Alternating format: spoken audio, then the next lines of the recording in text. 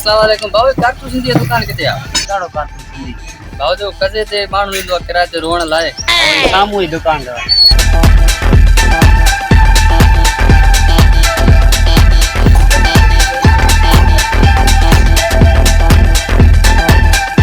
भाऊ कारतूस सिंधी तव्हां आहियो जी भाऊ कारतूस सिंधी मां ही आहियां। भाऊ कजे ते रोअण लाइ किराए ते माण्हू तव्हां ॾींदा आहियो न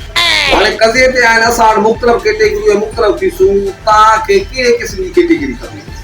करण वारो भाऊ निभागो हो व्याजी हो ज़ाली हो ज्वारी हो शराबी हो हरामखोर हो मनशाद फरोश कंदो हो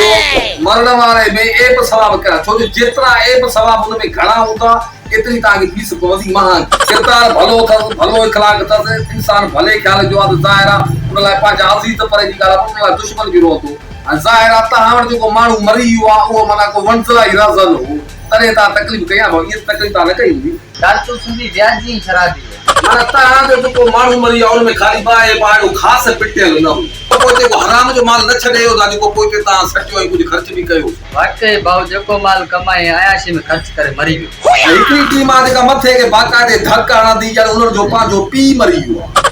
ऐं ॿी टीम असां वटि आहे जेका लाश खे भाकुर पाए पाए लिपटे लिपटे रोअण वारी टी टीम आहे असांजी रोज़राड़ो करण वारी फीस घणी आहे